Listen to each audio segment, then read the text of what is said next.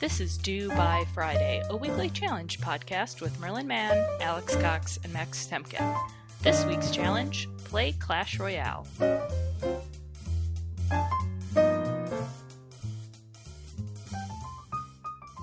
I had I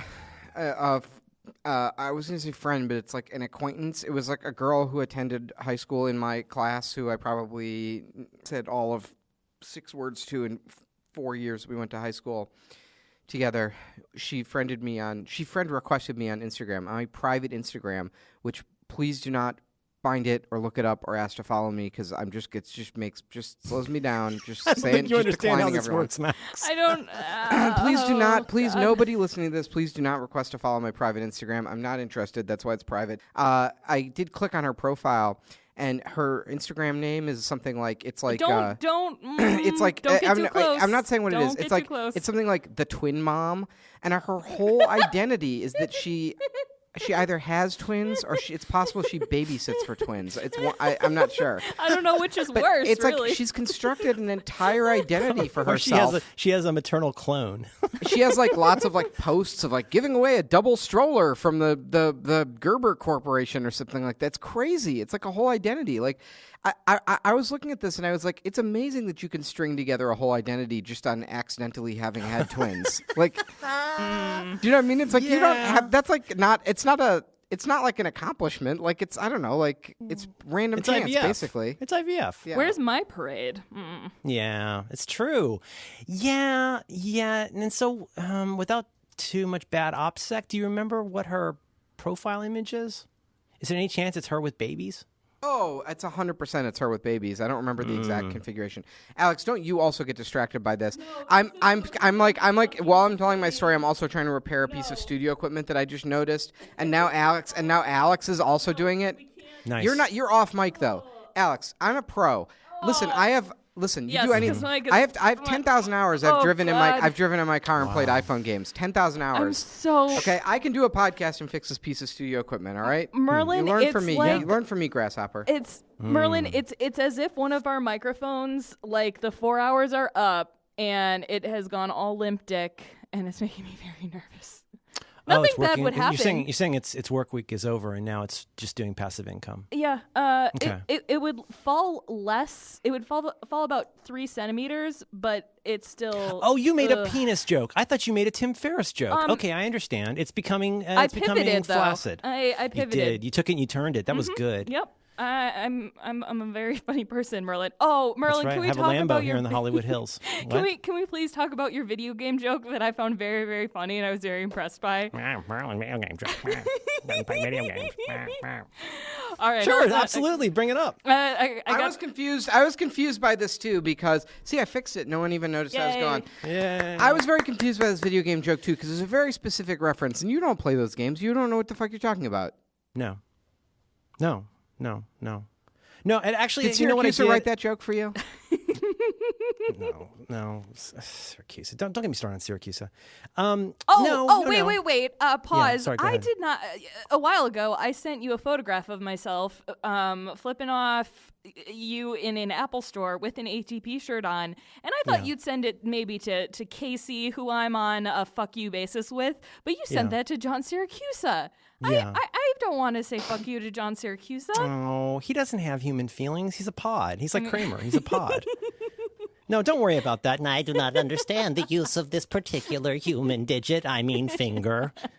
What is this? Disrespect for my program. No, he's bad.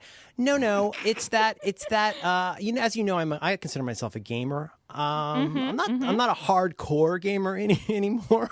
It took me a week to get through the training of an iPhone game.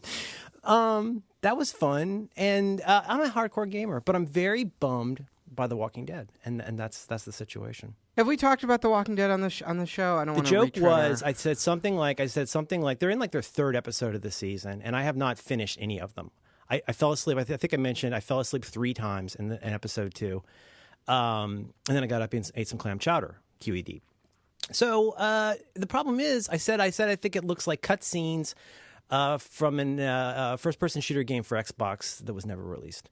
It's just all like, let's have a speech for a little while, and then some shooty shoot, and it's just like, I'd be happy to talk about it. I think the show has lost the thread. I know that there are competent, very intelligent show people running it, but it's lost the thread for me about what I like about that show. So I've never really watched The Walking Dead. I think I watched I watched like the first 4 episodes at one point. There's some very good seasons, like whole long seasons that are very, very good and get to the heart of what makes that show special. So, I mean, I did see a chart going around the internet maybe a year ago or so, and it basically looked at every state, like what the top TV shows are, and it's pretty incredible divide. I mean, like everything else, like America is sliced up pretty neatly among like blue team and red team, and you have your shows that that we talk about on here, like The Bachelorette and Project Runway and Game of Thrones. Those are going to be your blue team shows, and Walking Dead is for sure the number 1 red team show in America. I mean, red states fucking love Walking Dead. It dominates. And I think it does play into there's something really grim and upsetting about it, and I think it does really play into some sort of like red. It's like a combination of like a fetish for violence and a desire to kill without remorse and without consequences. And how neato and how cool it would be to like mow down a crowd of people with a shotgun, but you're allowed to fantasize about it because they're zombies. So they're in all other ways human beings, but they don't have the one critical piece of consciousness that makes it bad to kill them. So that's number one. Voting rights.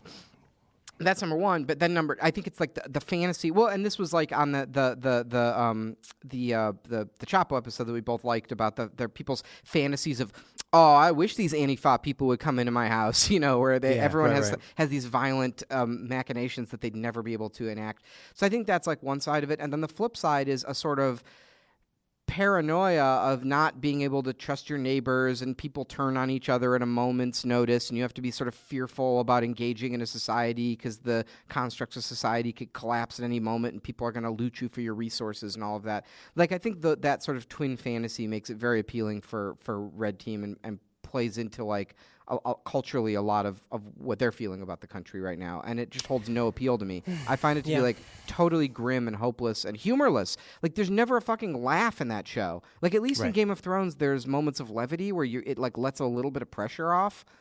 I disagree. Well, first of all, I couldn't watch the show for a long time. My wife has watched it for years, and I just couldn't take it. It was, even when the effects weren't that good, it was too much, and I couldn't get into it. I mean, there's a point of view into what you're saying. I think I don't doubt that there are people who watch it just because there's lots of killing and whatever, but like any show that one is very familiar with, you feel something different about it. I think the appeal of that show is that it is a hope.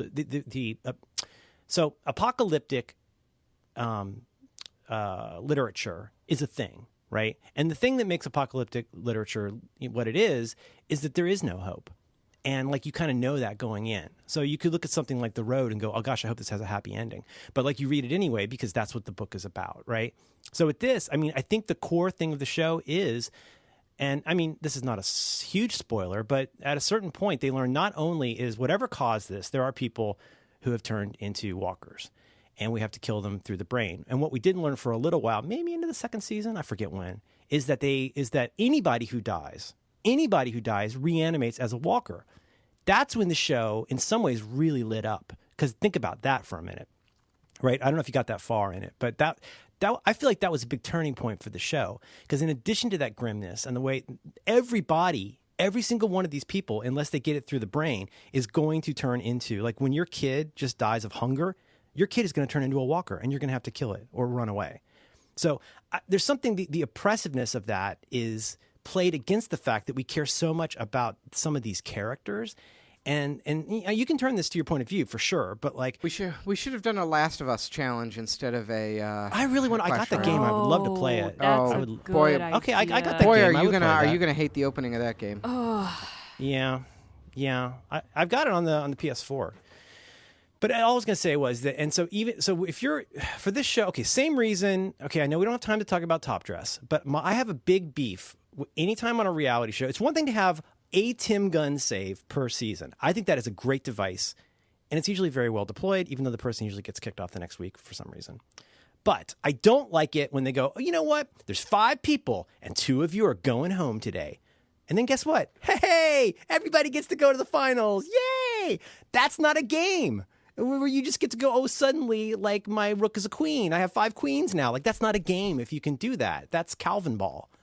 And that's what that's one thing this show has done, is that it has really started shining. When it does kill off characters, it does it in one case at the end of the previous season, the most horrible, gruesome way. But then also... Are you talking about Handsome Bat Boy? Well, yeah, Handsome Bat Boy. I'm talking about the comedian. Yeah, who's we're terrible... not talking about Top Dress anymore. Well, I'm just saying, like, there should be the stakes that anybody could die. Are they killing people off now? Does Heidi need to feed? I have concerns. I would like to share a quick list with you. Cut all of that out, Alex. No, it's. I think you both have good viewpoints on why this show is bad. Mine could be some. Okay, so let me just finish the rant. Then here's the rant. Let me finish okay, this. This is really fast. This is really fast. Here's the fucking problem. The problem is you got to kill off people that you don't want killed off, and you can't suddenly introduce literally thousands of bullets. How does everyone suddenly have thousands of bullets? You've ruined this game. That does not... You want me to ruin Game of Thrones for you? Yes. A character hasn't died in Game of Thrones since, like, season 4. What? Yeah. Oh, what? They're all in the Upside Down? What? You think of it as a show where they, like, kill characters all the time, and the thing is they've done it a few times to great effect. Did you see the episode with the Sept? Oh, yeah, that's true. That was a big one. I was going to say. That's true. It took but a few those pieces aren't me. off the board none in of that those. one. No, none of those were. I'm trying not to spoil. I know people will get really mad at us if we say All spoilers. you can say, what you can say is Daenerys and Jon are not in huge trouble. I'm talking about main cast. You're talking about Daenerys and Jon Snow. They're not going to die. Right. Yeah, they can't. It's let a little bit of tension out of the show because you kind of know that they're not going to die. You're absolutely right. I don't think Jaime is going to die anytime soon. I'm sorry, we're saying too much, but there are tentpole characters on that show that are not going away anytime soon. It's like if you build a whole. This is something I really admire about Breaking Bad. I mean, Breaking Bad was just such an incredible, like, taut drama, and it was like a lot of the drama of Breaking Bad came from, I mean, it was actually, it worked on a lot of angles, but it was like the dual stakes of, like, Walt's, like, how far is his, like, moral, how far is he going to slide, but then also, like, his life was constantly in peril, and you bought it every time. Like, they somehow managed to, like, ratchet the tension up on when Walt's life was threatened every time to where you were just glued to the TV just sweating it out. Yeah. And most shows, I think it was because it was like a marriage of, like, personal stakes and then you know, sort of big life-threatening stakes. And most shows cannot pull that off and sustain that. Like, certainly, like, I didn't care in The Walking Dead because I didn't like any of the characters. But Game of Thrones really has this problem of, like, how many times can you have them? Characters on there. My favorite character died last season. Maybe I didn't watch enough of it. Yeah. For 2, I think it is. I mean, Syracuse and I, every time we talk about The Walking Dead, we always talk about this one character who's been in it from the first episode. And everybody thought if there's one person, apart from Rick, who's going to make it to the end, it's the ultimate survivor. It's this one guy. Is that who you're thinking of? Oh, I'm sorry. I was talking about Game of Thrones. I kind of hate everybody on The Walking Dead. I've been talking about Top Dress the whole time. Wait, which one am I? Boy, I like that Kentaro. I thought maybe he was going to be a ding-a-ling at the beginning of the season. And I really love him, and I think he makes really interesting stuff. He always mentions that he's a concert penis and that he's a classical penis. Every time he comes on screen, my daughter says, "Is it true you're a classical penis?" I said, "Yes, I'm a concert penis." Didn't you He's like? good. Did you like his song about the cat? Yeah, wasn't it great when he played his little song for Tim Gunn? That was such a... Have you seen this, Alex? No, the thing is, so Matt's watching it, but I can't watch it because there's no way it can live up to what this season is in my head because of the two of you. So I'm just watching Shark Tank. Oh, you know. Like okay, that's cool. People. Shark Tank's been good this season. It has. I like the rotating shark. Yeah, I do too. Cold Bodies, Creeper, Dead Ones, Floaters, Geek, Lame Brains, Lurkers, Monsters, Roamers, Rotters, Skin Eaters, and Biters, and finally Walkers. They can't just call them fucking zombies. They don't do it. They won't do it. Person, just one person. I thought you were doing street names for some kind of new drug. Yeah. That was an iced tea thing. The kids call it couch cushion. What I've been binging lately is a couple years ago, FX re-released a sort of re-edited cut of the entire Ali G show, the series, where he has, you know, it's Ali G, Borat. Pat Buchanan. Yeah. And Bruno. if you haven't seen this, I really think it's one of the most incredible comedy bodies. It's like 2 seasons of British television. He's so committed. So committed. It's unbelievable. And you'd think it would have worn thin now that the Borat character is so like played out, but nope, it's just as good as it ever was. And I was watching the one where he's Ali G and he has a panel of religious hosts. So there's like a priest, an atheist, all different, secular humanist, all these people like, on the couch, and he's doing like, he has them in the studio for like a talk show format, and then he just starts accusing, he's like, someone didn't flush, and he interrogates each person about who left the floater in the toilet. Holy shit, it's so funny. It's one of those, it's kind of that sense of humor though, where like so many of us are forced to revisit things we've thought of as things that we love, like that haven't really aged well. Like if you go back and watch Animal House, it's really not as funny anymore. Maybe it shouldn't have ever been. But the problem is, like, it's like Sloan says, it's not the band I hate, it's their fans. And the people who got into my wife, like, just as much as the whole, like, oh, behave. Like, you miss what was special about that show, which is that that guy's working at a pretty high level. The humor was very silly, but, like, he's playing a whole different game on that show. It may be, like, the all-time best skewering of, sort of conservatives. He because like I think what the game he figured out as the show progressed was like all 3 of his characters he could make Ali G, well Bruno's the exception actually, but he could make Ali G and Borat because of their backgrounds as like awful and retrograde as you could possibly imagine. It forces people to explain themselves. It forces people to explain themselves in a way that is extremely revealing. Right, but so like Borat goes to a gun club in the South, right? And he says to the gun owner, he goes, "In my country, in Kazakhstan, at the gun club, they bring prisoners, and you can execute the prisoners." And the gun club owner, first he's shocked, and then Borat goes, "Why are you shocked? Why don't you do that?" And he goes, "It would be pretty awesome." Like, and then he high fives him, and he gets him all excited about it. It's just the perfect character. Like he can be as backwards as possible, and then these people first they accept the reality of Borat, that he's just this real guy from Kazakhstan, and that they never question that it's a bit being done to them, which is amazing on its face. But then they agree with him. It's unbelievable.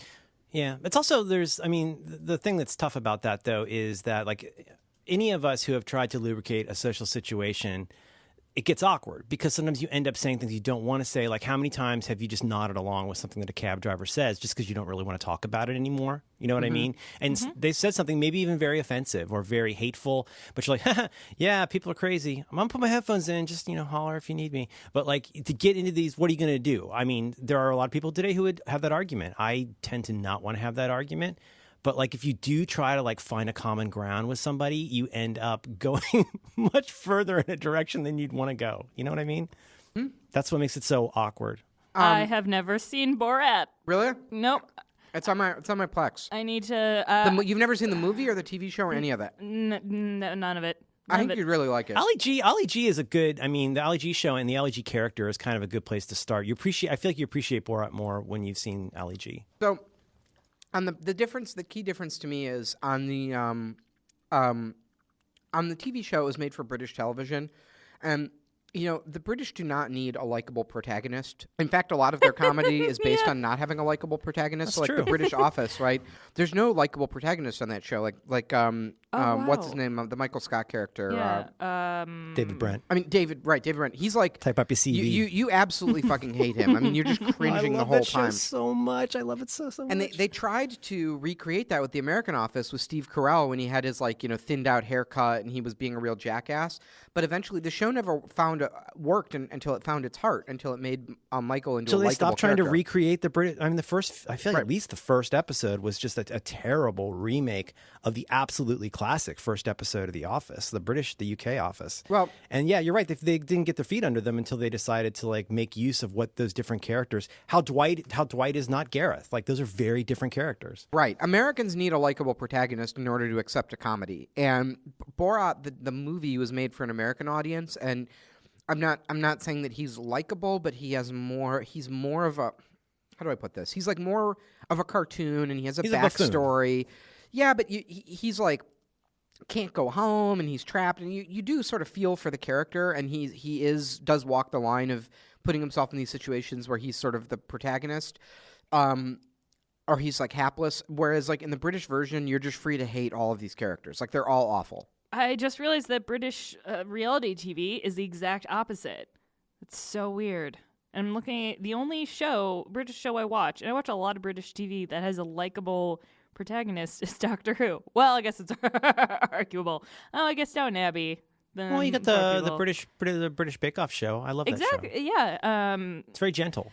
You think that Mary Berry makes the desserts that she shows when they go when she and Johnny Millionaire sit down? Yeah. No, I do not. I do not. That's very disappointing. To I me. think we're meant to feel that what's his name, Johnny Thanksgiving, and her have made like somebody fancy has made the one that's the good bake that they're enjoying while the other people are sweating it. He's a bit of a pan man.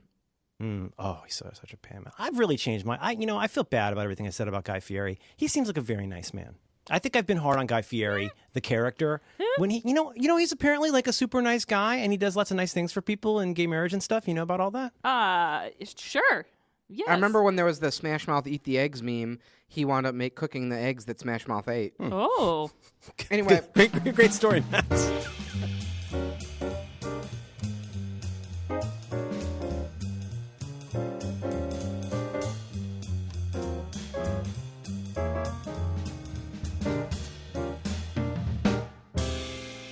I have a video game update. I can update about Destiny, or I also had a performance art story that could tie into the Borat conversation. Choose your fighter. Well, Doug Dig, did you have any follow up from last week that you could not get to, or is that after show material? Yes. Okay. All right, let's go with art piece. All right, New York Post. Her performances may have been timeless feats of endurance, but the millions of Maria Abramovic raised to build her own art center didn't last long. A month after scrapping her plans for the Maria Abramovic Institute for the Preservation of Performance Art, MAI, in Hudson, New York, it seems that the $2.2 million raised towards the project were spent entirely on schematics and a model by star architect Rem Koolhaas, a far cry from the $31 million price tag for the whole project. First of all, you guys know who Maria Abramovic is, right? Yes. Should we explain it for our listeners? Tweet link. She's a very important performance artist who's very famous. She did probably her most famous pieces, The Artist is Present. And there was a House episode based off of her. Oh, there was? Yeah. That's incredible. That's She probably does where very, but instead of like, you think of performance art as like something from Seinfeld where people throw chocolate on people in the audience. Instead, she makes herself very open and vulnerable in ways that are like incredibly uncomfortable and really make. Well, she did a piece. I'm going to butcher this, but she did a piece where she sat in a gallery and suspended from the ceiling were there were all sorts of things. There were like feathered dusters and straps and knives and I think a gun, and there was I'm pretty sure there was a knife. Yeah. Someone did like slice her a bit. Ugh. Yeah, and she just sat there, and and the art was what people would do interacting with her in these objects. But so this is not a story. I'm actually not trying to drag Maria Abramovic. I think she's very cool, and I really like her art. Projects are hard, and well, I don't know how. I think she was probably. I don't know actually how much she was involved in like a management capacity of this Kickstarter project. But anyway, she. I do have a story. I do have a reason why I'm bringing this up on Do by Friday and a place where this is going. But I just think it's funny. So they raised $2.2 million on Kickstarter, and then they spent it all on schematics and a model like Zoolander. What is this? A center for ants? The people can't fit in here. But it was also funny. About 1.5 million of the funds raised came from private donations, including memorably from Jay-Z, while another $661,000 were raised from 4,765 backers on Kickstarter. However, because the Kickstarter campaign was specifically earmarked for, quote, the design process of MAI, it will not be returned to project backers. So the money has been spent, and they're not building the center. But you may remember this project for two other noteworthy things. Number one, one of the rewards was you could get a hug from Maria Abramovic, which she did at the Kickstarter office. So I got to see a bunch of my pals at Kickstarter. Did you support it? I did not. I missed it. I mean, it's actually something I probably would have given a couple bucks to, but I did not see it when I was on Kickstarter. But I did see a bunch of our. I missed this too. I did see a bunch of our pals at Kickstarter like hugging Maria Abramovic, which is pretty fucking crazy, at their office. And then it's also notable. And here's the fun Do by Friday connection. So the top reward on the project was for $10,000.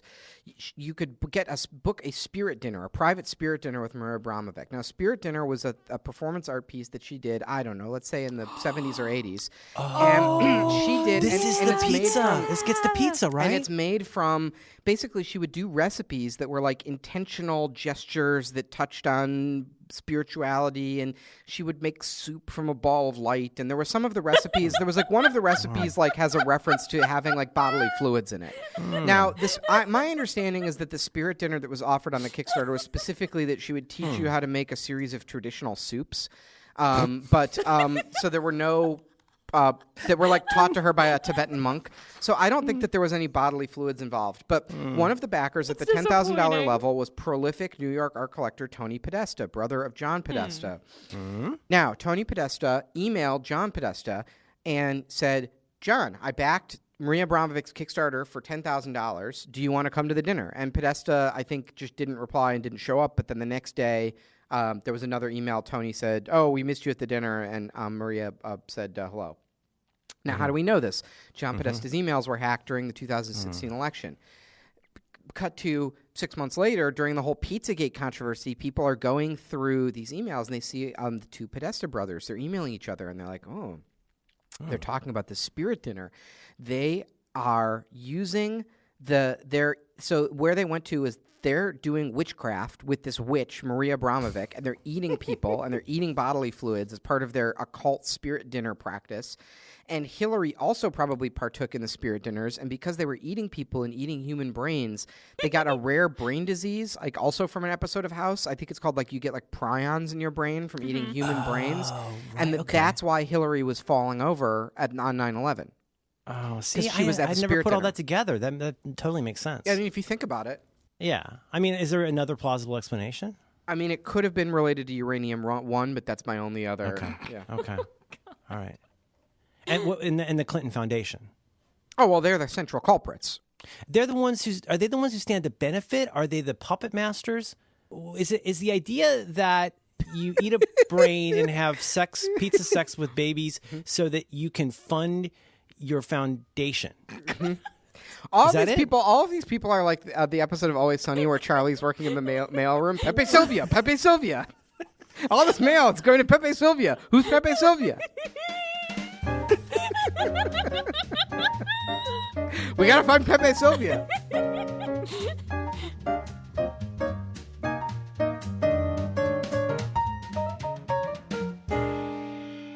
Did you see the representatives chart that was going around yesterday? Holy shit! Well, it was on Hannity had a crazy walls.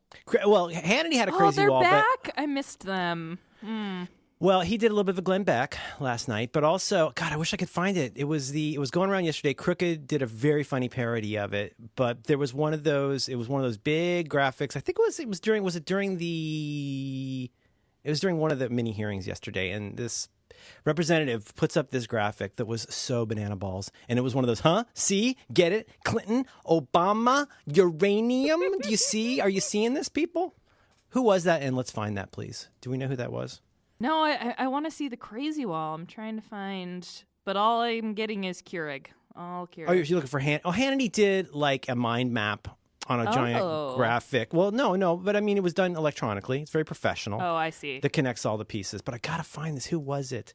Okay, let go and let God. Representative conspiracy. Have you guys ever, Merlin? You don't really do Kickstarters. I've done a few. It generates a lot of email. You know, you can turn that. I mean, so you can either do a Gmail filter or you can turn all that stuff off. I've turned it off from the Kickstarter app because I don't want to. I frankly never. I mean, I know part of the fun of a Kickstarter is so like, listen, the way that normal human beings engage with Kickstarter is like once a year, something that you really care about, a band that you love makes an album, and you really love getting an email from them and learning about the process of them working on the album. Yeah, like with Ted Leo and Jonathan Colton are two that I recently supported. Right, and It there you go. wasn't necessarily Kickstarter, but those are two where I was like, yes, I 100% take my money, Ted. And also, like, you want Ted Leo's updates because he's going to have interesting things to tell you about the process of working on that album. But if you're sick like me and you back, like I back like 10 Kickstarters a week. You're a super backer. I'm a super backer. You can't. I can't. Like I can't and I won't. So I just turn it all off. And I understand I'm missing a big piece of the fun of the Kickstarter, but a lot of it is like I'm backing my friend's stuff. Or if it's anything like the way the Fidget Cube went, I'm happy to miss that fun. Was that your first project? No, my first project was something called Put This On. I backed that. I love that and show. Jesse Thorne did in, I think it was 1972. They did that. And I'm still getting email about it. I'm still getting a reminder that I need to go update my profile to get something from it. I'm glad I did that. I love those guys. But yeah, the Fidget Cube was tough for a variety of reasons. It ran really behind. And they were already very quickly getting knocked off on Amazon, like very, very quickly. People saw it and went, oh, you know what? I can ship my own off-brand Chinese version of this for like a tenth of it.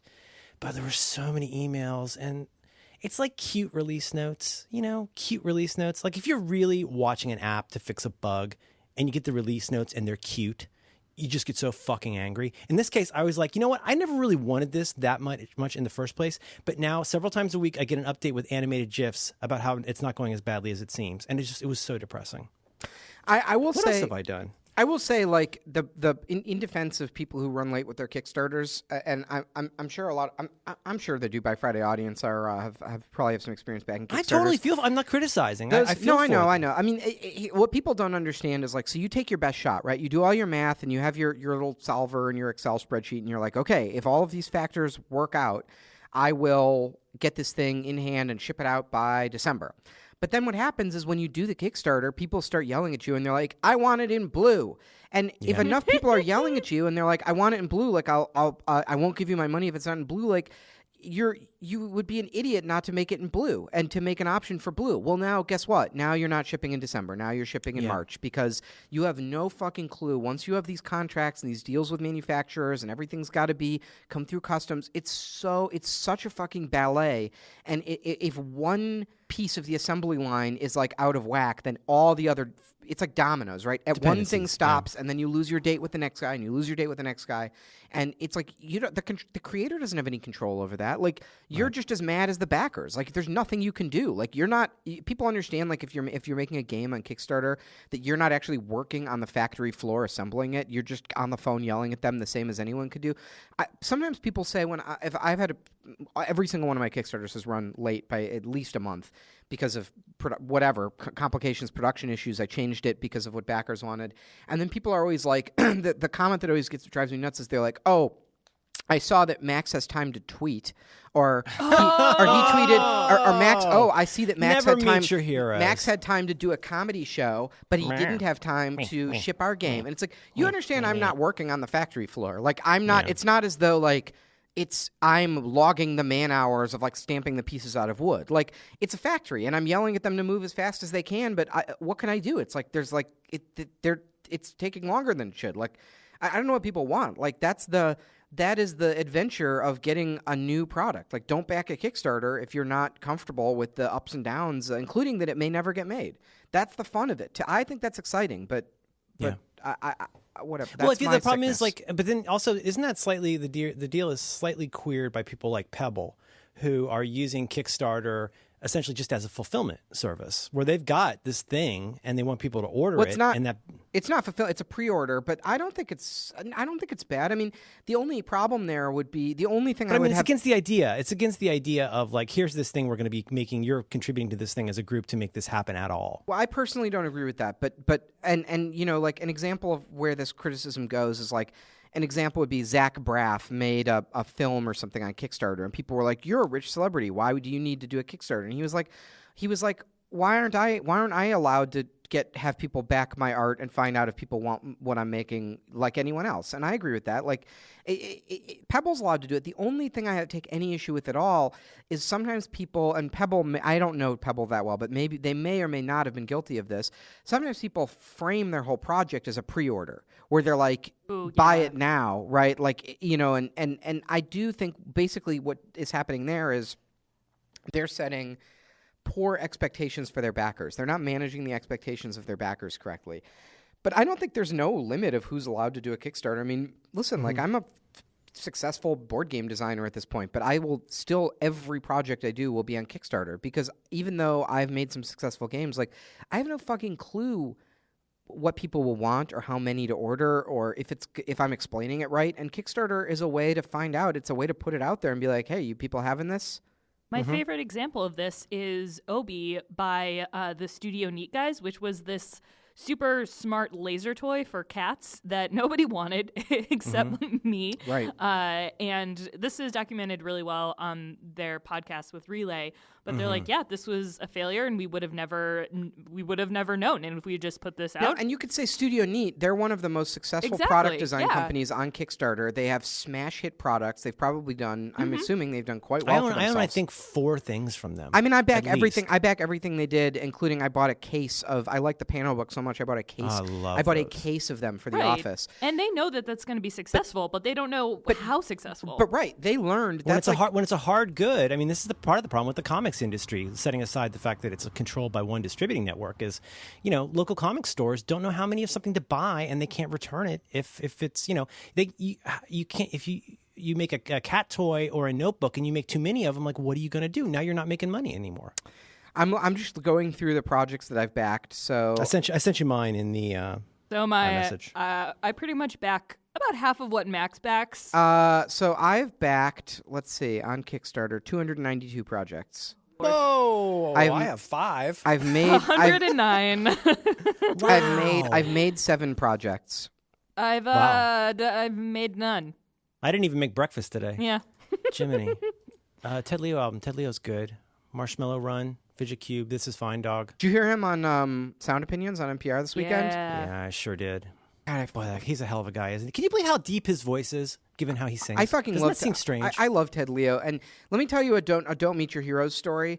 I met Ted Leo on the Joko Cruise this year, and I'm always a little reluctant to meet any musician that I like because, especially if their music is in addition to being like aesthetically pleasing to me, if I find it meaningful in any way, because musicians are some of the dumbest, least satisfying people as a category on the face of the planet.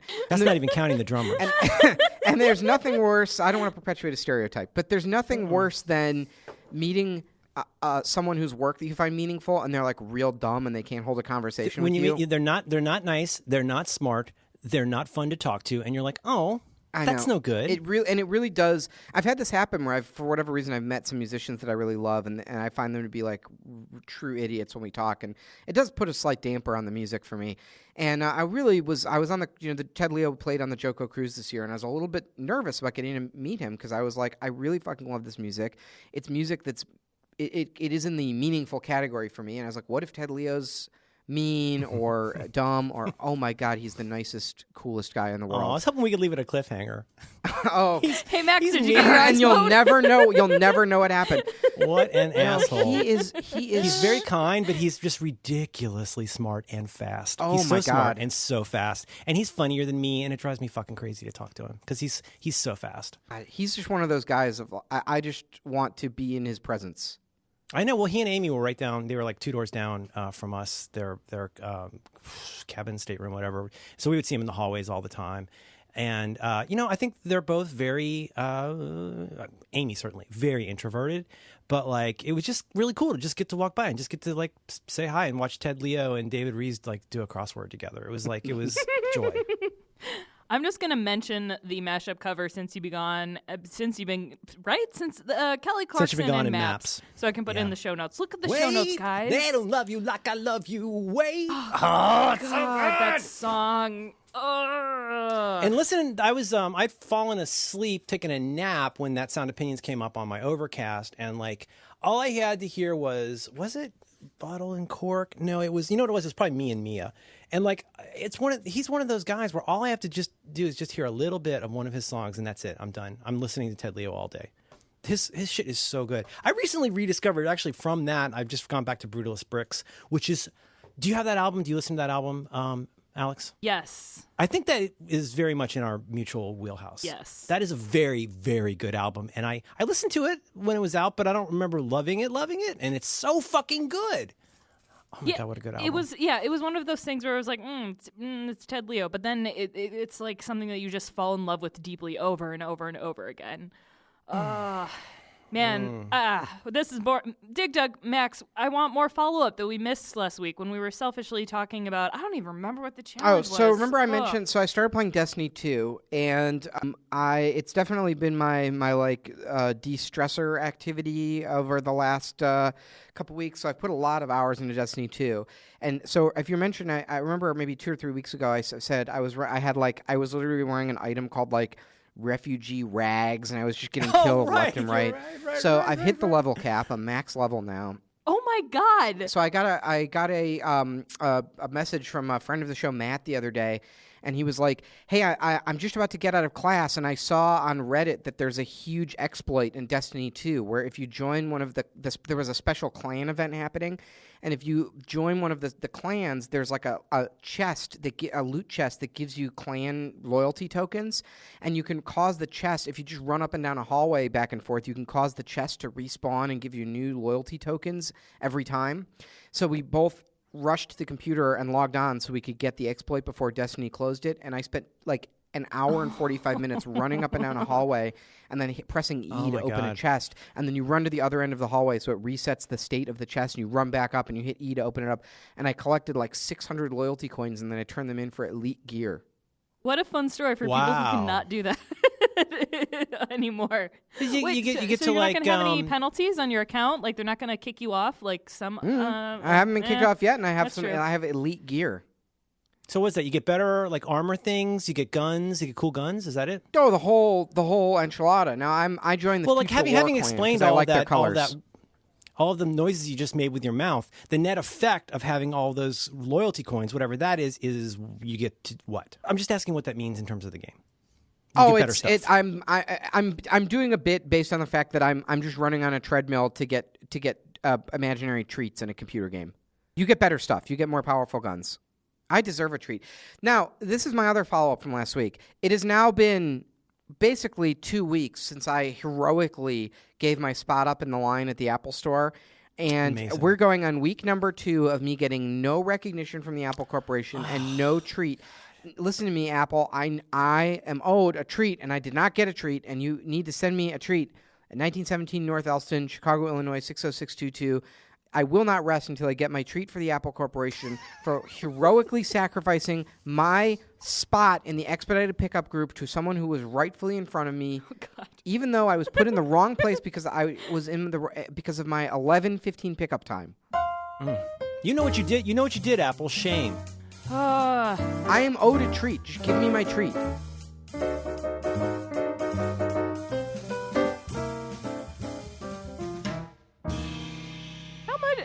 Hours can you guys go? Oh, I can't even. As Merlin would say, I'm not great with mouth words today. Worse than usual. Like how many hours of sleep do you need to function as a human being the next day? That's a good question. It's a complicated question for me because it's not on any one given night. It's more of a cumulative effect of like. That was going to be my question. Do we assume normal sleep, whatever your normal sleep is, 6, 7, 8 hours, whatever your normal sleep is, if you have a bad night, what is the minimal amount of sleep in a bad night that can have you mostly okay the next day? Is that kind of the question? Yeah, let's assume that you've had a good amount of sleep the rest of the week. You don't have any like sleep debt or anything like that. It's just one rough night. For me, I mean, 5 is rough for the minimum. 4, I'm definitely going to need a nap. But I'm usually around 6.5, 7.5 hours a night and again, Fitbit tells you like you're up for an hour and you didn't know it. But yeah, for me, like if it's less than 4 or 5, I'm in a bad way. The sleep researchers that I'm friends with have told me that even one night of suboptimal sleep can have an effect on your performance for like 2 weeks. I'm gonna die when I'm 45. So if you and they were like, Luckily, you eat Yeah, right. good, so. good. Alex, that's as the Germans say, that Prognance, pregnant with meaning. Why do you ask that? What is a bad? Did you have a bad night last night? Is this a personal question? Yeah, this is just an excuse and an apology to everybody because I'm not doing well. But however, somebody, our nice friend who is a barista is in the office today and made me a cappuccino with only water. I think that's what, so that I can drink it. are you lactose intolerant now? I mean, I'm not. I'm a delicate snowflake. Anything can You kill have me. a delicate system. But I guess I'm not. You're no Griffin McElroy. I do. Stop eating chili. Yeah, I'm not a diarrhea person. Usually, if like I Yeah. eat something and it's bad, instantly I get very sick, and then I'm done.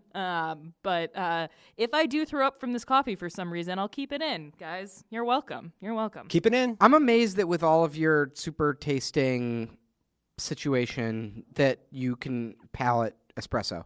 Well, that's the thing. I'm just taking big gulps. It's incredibly bitter, but it's like I can appreciate that this is very well made. Also, I like the cup. It's so fucking cute. Alex, what are the best Kickstarters that you've backed, and what are you still waiting on, if anything? Okay, let me pull this back up. It's just boring. I'm fascinated by this, but No, I see. I agree. You know what? People get back Kickstarter. It's great. Let me view all the project I've done. I'm a big fan of that Cards Against Humanity game. did you back it on Kickstarter? I think I gave because you were good guys and you didn't. You had the original game out to it was print and play for free. I like how I'm explaining what you did to you. So I didn't get it until it came to retail because I was in high school still. I am still waiting on my Vision AR goggles, but you know, never back. This is my advice. This represents my personal opinion about how to use Kickstarter. Do not take it as any sort of anything other than just my own personal opinion, but you will almost always be disappointed if you back first generation electronics on Kickstarter. Like I almost would be hard pressed to find any example of first generation electronics on Kickstarter where people were really happy with what they got. I think you can get first generation hardware, meaning like craft items and things that are constructed and manufactured goods. But if it involves like programming, software, computers, microcontrollers, like you are going to be disappointed. It is never going to work in the first generation. The worst project, and I don't want to say the worst, but the one of the very few projects that wasn't fulfilled at all was it was really ambitious. It was 400 sizes of women's jeans, which was really cool. But obviously they were like, wait, no, that's a lot of SKUs. Yeah, just a couple. That's a good scope on that project. Yeah. I feel like that'll get done. Yeah, it was fine. Yeah, but what if somebody comes up with 401 styles of jeans? My favorite recent one is the Complete Girls with Slingshots, which is a comic that I absolutely loved. Right, yeah. And they're reprinting the entire thing. It was a webcomic, and it's never been available in print. And also the Secret of Mac Gaming. I'm a big book Kickstarter backer. Just because I've always had really good luck with that. Books are a great project to back on Yeah. Kickstarter because it's not hard for them to be made in an excellent way. Mm-hmm. First Kickstarter I ever Unless, backed was a book. If you, the production, I mean, this is very minimizing, but there's a known way to make books, and you like make a decision about what kind of binding and what kind of paper and what kind of stuff. Oh, we got to talk about Liar Town. And so like you then it goes all into like the production of whatever makes it into like InDesign or whatever. But I see what you mean about the electronic stuff where like even in the best cases, you take a company like the company in Cupertino, I mean, they have buggy stuff in super well-funded hardware and software and God, imagine having to come up with the firmware and make it secure. And this seems like a terrible time to start just fucking around with Internet of Things devices if you don't really know what you're doing. I'm excited about more hardware, but I really like a lot of the apps and games that have come out of Kickstarter. Like Dog Sled is this really fun iOS game made here in Chicago, and friends of the show are making an app called Allo, which is another one of these like self-care apps, but I might actually listen to it because it's very cute. Yeah, and like our friend who makes Welcome to Macintosh, Mark was really successful with that, and indie microblogging. Man, everyone go to my Kickstarter page because all of these are really good. I got a question for you, documentary girl. Setting aside something like the app documentary everybody's excited about, how do you feel? This is a little bit of a loaded question. How do you feel about the success rate of supporting a documentary, maybe a fan-made documentary, but in whatever case, it's not people you would normally consider professional documentary makers? I guess I'm saying I feel like the success rate on that is like pretty remarkably low. Yep. Like a lot of them just don't get made. Is it just me? No, you are absolutely correct. Most filmmakers on Kickstarter, especially documentary makers, it's their first film. They don't understand. They always even if you aren't making a documentary for the first time, you will always underestimate how much you need to shoot, how long it's going to take to edit. Well, the other thing is, like, you don't know that you have a documentary until it's shot and you're looking at it and you're like, okay, there's a movie here. Or until you've reached that point in the third act when you know it's really actually all about you. Ooh. Right. Yeah. It's like how many documentaries, the story of how they got made is I started filming this thing and then I filmed it for 6 years and eventually I realized there was enough footage for a documentary. I'm so ready for that genre to be done with. It worked for Sherman's March to huge effect. It worked for Roger and me. But like the fucking Paul Williams documentary drove me so effing crazy because of how much it really was about, like, I'm a quirky guy following Paul Williams and I'm really bothering him and it's part of the bit. And it's like, it minimizes the subject, you know, unless it really goes to what the thing is about. In the case of Sherman's March, like, I know that's artifice, but like I bought it. I absolutely bought what they were selling with that. But that was 1987? Like, earlier, but like, I don't know, it's weird. Like I've known people, I feel like there's like, I can think of, I won't say, but off the top of my head, I feel like I can think of like 3 different documentaries about bands in particular that just never made it. I didn't think the Silkworm one would ever come out, but it did. But there's been lots where it's like, it just never, hardly anything, like it got some B-roll and then it just died. This is actually probably the only actual piece of advice I have for Kickstarter projects that have any sort of film component. Do not ask for any money until you are in post-production, and only only rewards should be the film. Like, people don't, like, you are going to waste so much of your time with stickers and posters and stuff like that. Like, people don't care. They just want to see your movie and they want to see it as soon as possible. And time is always going to be the most expensive thing for a film. It's not going to be the equipment. It's going to be not just your time, but the people you have to hire.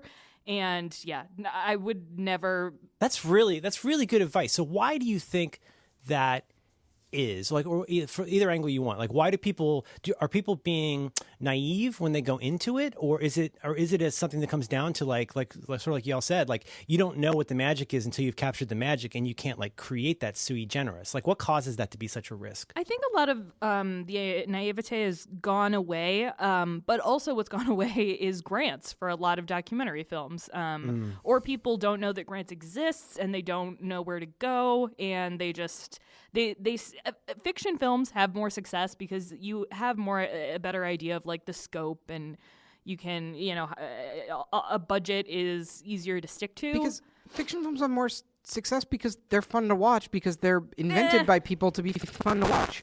Documentaries, you have no idea if it's fun to watch until you've shot it. Yeah. Like, you don't know that you have an exciting ending until you have it. Documentaries are bad.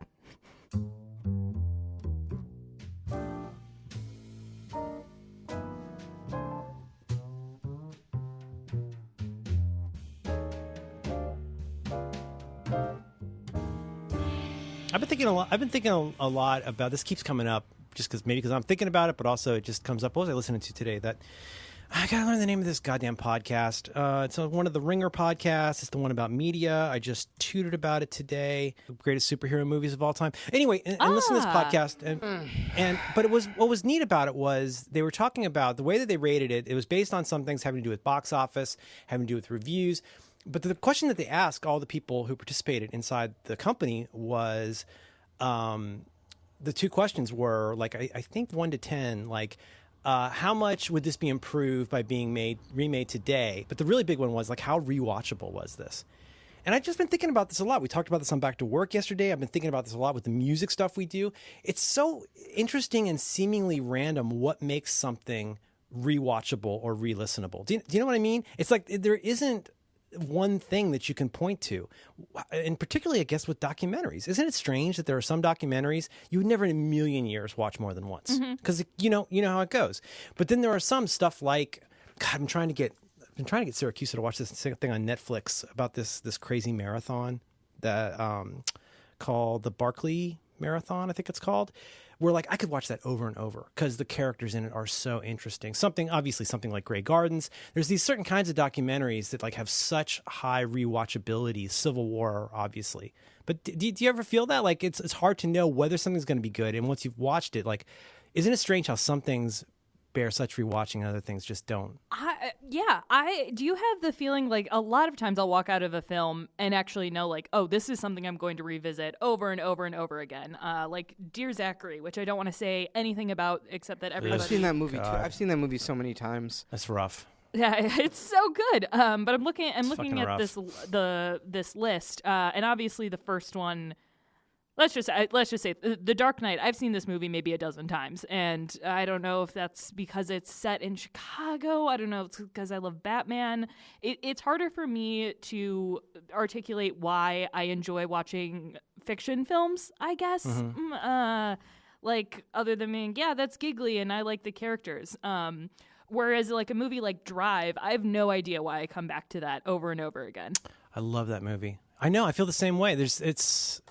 I just, as soon as that music starts playing, I'm so I'm so drawn into that movie. I don't know why. I haven't seen it. It's okay. I mean, I have it on the Plex, and I don't know when's the right time to watch Drive. I don't know if it's you. I don't know if it's a you movie. Sometimes I'm in a social situation where people ask, "What's your favorite movie?" And I know that what I'm supposed to say in this situation is like a classically good movie. So like, you know, the coolest person in the room.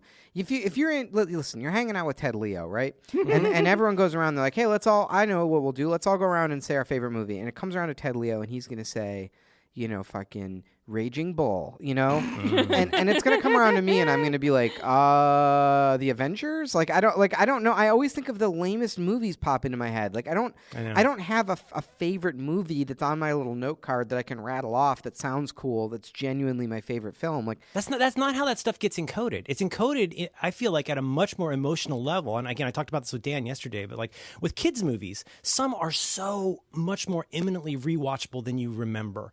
And like you don't think of watching that movie, but like once it's on, you're like, fucking A, I love this movie. What do you say when someone asks your favorite movie? What do you say versus what is actually your favorite movie? Alex, what do you say is your favorite movie? I say Totoro, and it is true. Interesting. Mm-hmm. It's a really good movie. That's a very good cool guy pick. Yep, because it is. You know what's great is it's a universally beloved movie with artistic merit, and it doesn't seem like you're trying too hard, right? It's perfect. Yeah. I have an easy out with this It's one. not like a pedant's choice. It's not a pedant's choice. It's a cool choice. Not much happens in it. And when people ask what my favorite documentary is, I say Grey Gardens. Why Totoro instead of Spirited Away? Spirited Away, yeah. Kiki. Kiki's the best movie, but it's not my favorite. Yes, Kiki is a very close second. Like that, I would fudge it a little bit, and like Kiki probably some days Kiki is my favorite. But Totoro is something that absolutely everybody can watch at any age and enjoy it, and if not, they're a monster. Like you can be bored by it, but if you don't enjoy, like if you can't get a kernel of joy out of that movie, you are a monster, and you make me sad. But also, my wife does an amazing impression of the mother. It's shocking. I'm going to get better and come home to you. Is that Mae's Corn? I love Mae's Corn so much. Oh my God, I love that movie so fucking much. That's a good question, Max. Do you have an answer? Because I'm still working on mine.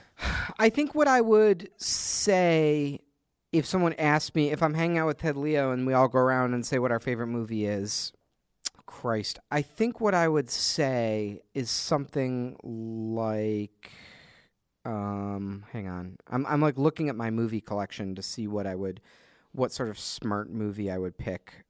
I mean, for me, the easy one that is true but is not interesting is Godfather 2. Godfather 2. Yeah.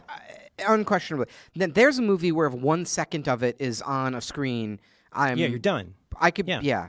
It's the adult And that's kind of what's ironic or funny is that's kind of what happened to me with The Big Lebowski, which is one of my favorite movies, where I had seen The Big Lebowski. It used to kind of just show up on like USA or whatever. It used to just show up on cable back in the 90s, early 2000s when I had cable. And it was one of those where I watched it and I watched it again, and it just got funnier and funnier every time I watched it. But like, you can't just say to somebody, go watch The Big Lebowski 30 times and you'll think it's funny. I mean, that's stupid. Other ones like that.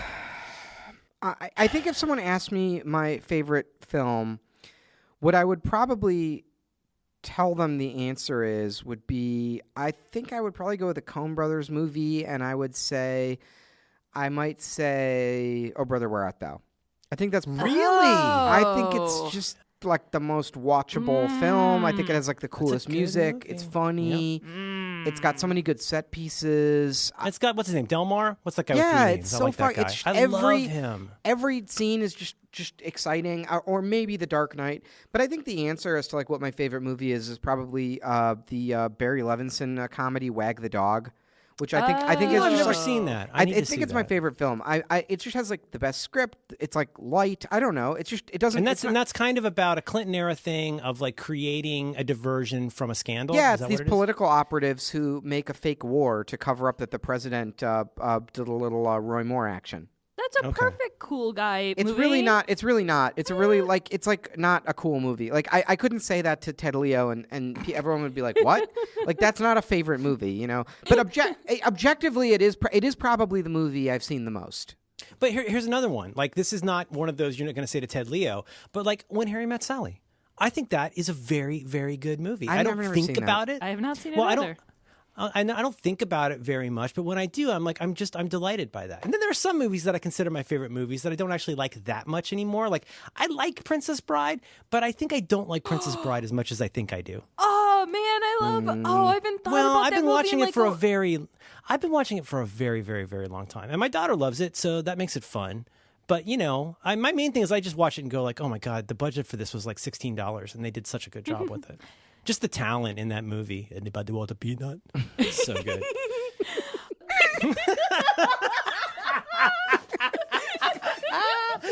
Never go up against the society when death is on the line.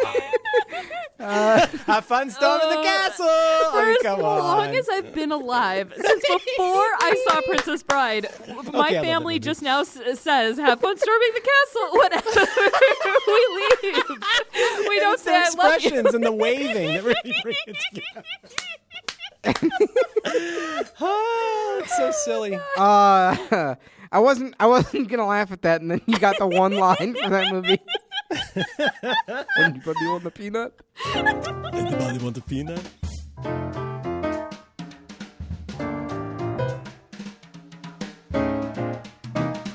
I never know what to say. I feel like it's a very hard question. You know, picking your favorite album, I feel like you get as long as you don't pick a lame band, you get broad latitude to pick an album, and people are sort of like cool with, you know, like whatever emotionally resonates with you. But movies are like, man, I do not want to be judged for having the wrong favorite movie. And too many angles where, like, I was about to say, like, okay, well, what about genres? Let's go to a genre. But even if you come up with a genre, like you say fantasy, sci-fi, space opera, like a lot of people are going to go, oh, Solaris, the original. It's like, oh, okay, I get it. Like, you know.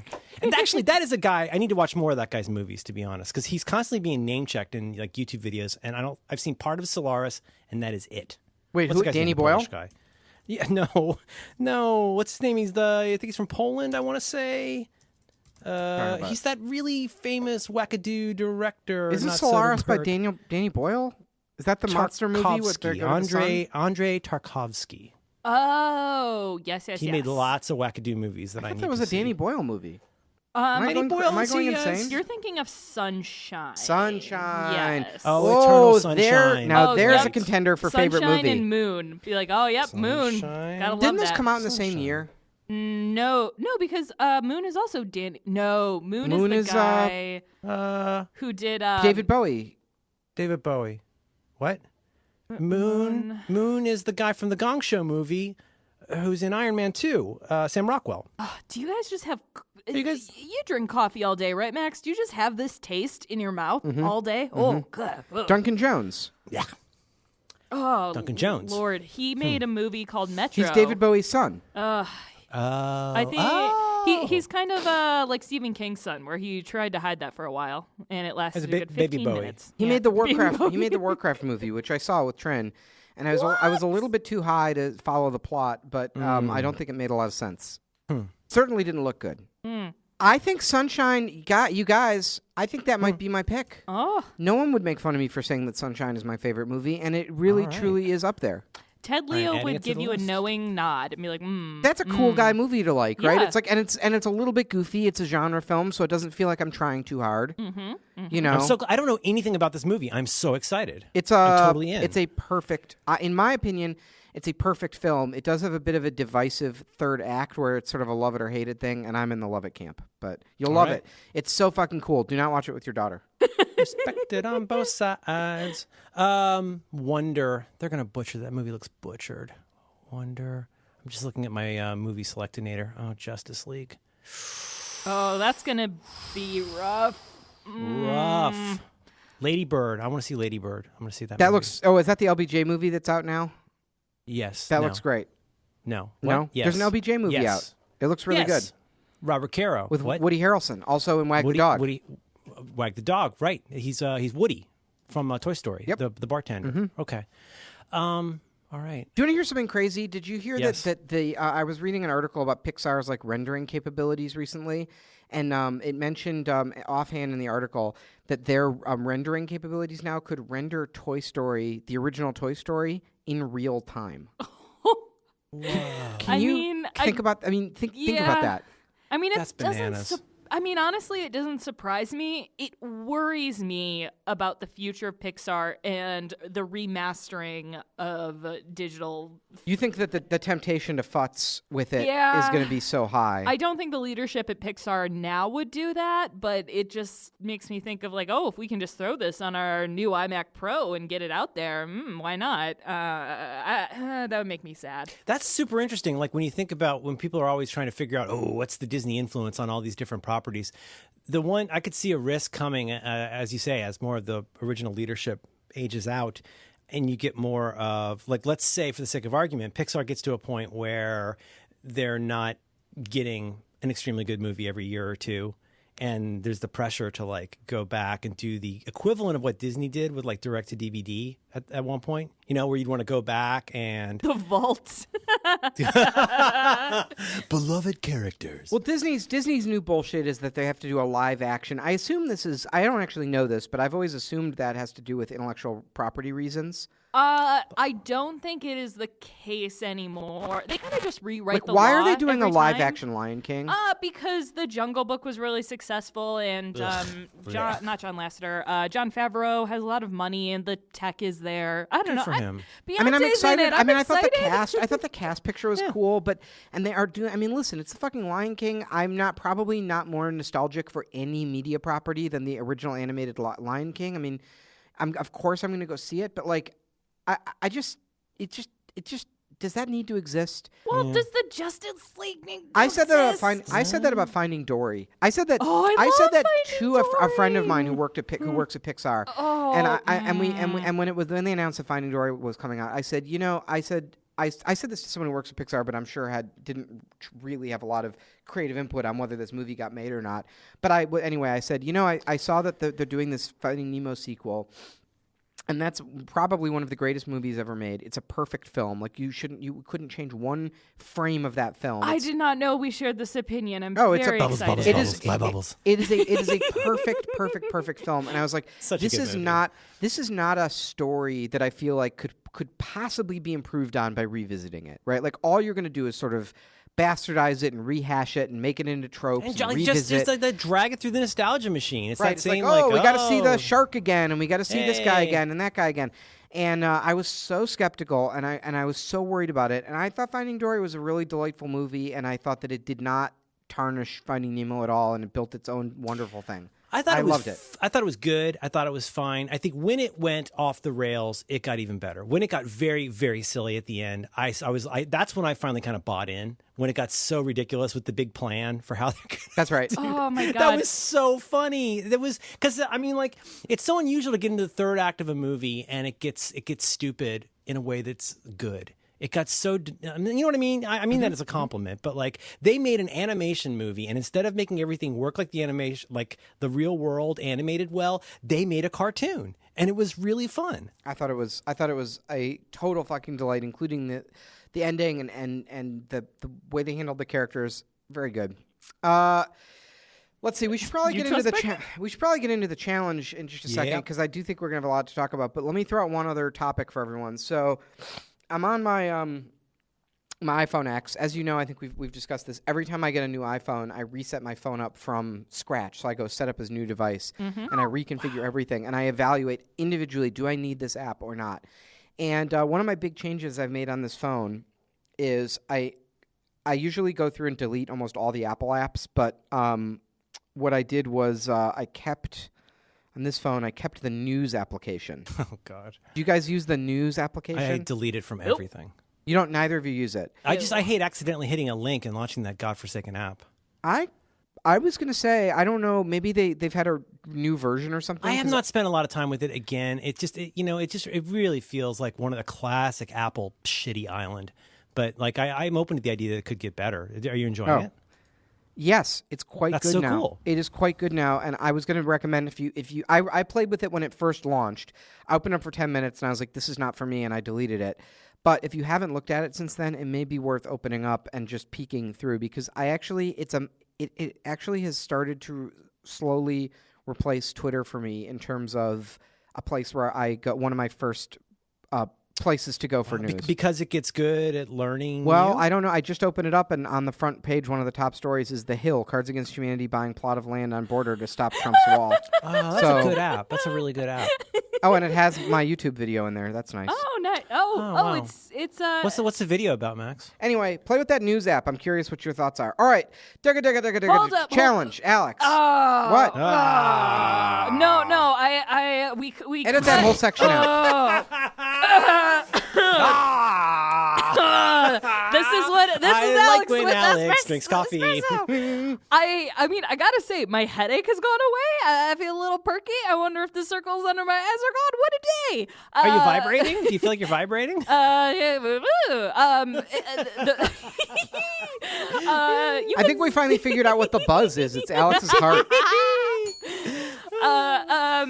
Last week we had a bunch of boring opinions about the iPhone, but I have discovered something about myself with Face ID. I use my phone too much. You know, like in bed and you wake up and my face like is just will not be recognized because like my eyes are twitching. I cannot open them wide enough for the phone to recognize it.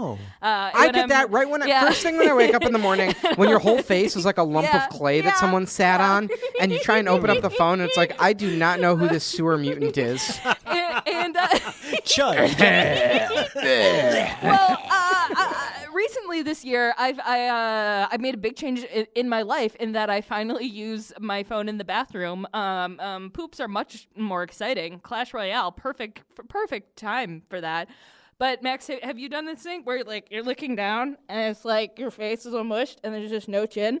Yeah, my face is not my face won't be recognized when I am taking a shit. So two times, gotta put those digits in. You should file a radar on that. That'd be fun. I'll try. Face ID poop doesn't work.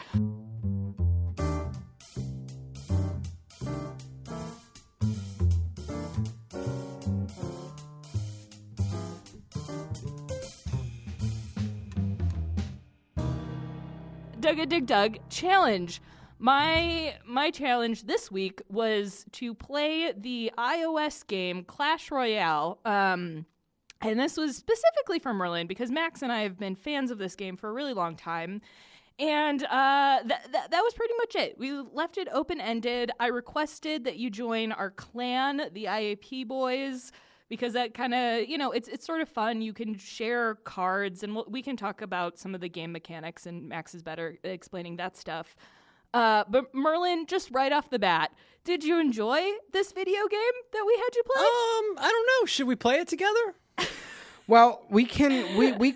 I think that could be a fun content. But so here's what I'm curious about. So I downloaded this game. You're not actually curious what I think about this. No, I am. Hang on a second. So I downloaded this game the day that it came out, and I just saw it. It was promoted heavily in the App Store, and I was like, oh, I got to see what this is about. And I follow the gaming market on mobile very closely. And I played at the time, it had a pretty quick tutorial, and I got into it, and I was like, this is really fresh and interesting, like what they're doing here. It's very simple, and there's not a lot, you don't have to, like, learn a ton, but it's so deep. Like, the strategy goes, like, so deep on this game. And I got hooked on it, and I've played it probably every single day since for, I don't know, how long has this game been out? Like 2 years or something like that.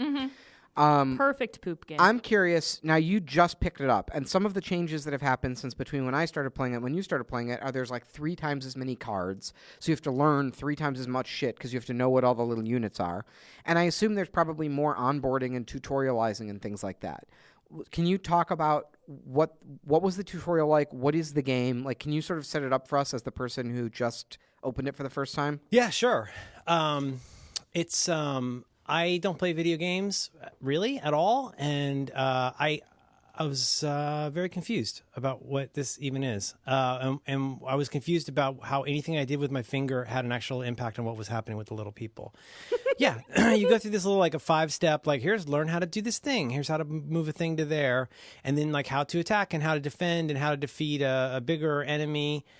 And I moved a giant and a fireball, and I made the arrow girls run around. And it's deeply, completely not understandable to me. For our listeners who might not have played the game, Clash Royale is a MOBA. I didn't know it was a card game, I guess. Well, it's sort of a card game, so it's a MOBA. So there's 2 lanes, and at each lane there's a castle, and you're trying to destroy your enemy's castles, and they're trying to destroy yours. And the way you destroy castles is you have a deck of cards that you pre-build, like magic cards, before the game, and then your deck gets shuffled up and you get a random hand of cards, and you drag the cards down and drop them onto the field, and it spawns units on the field.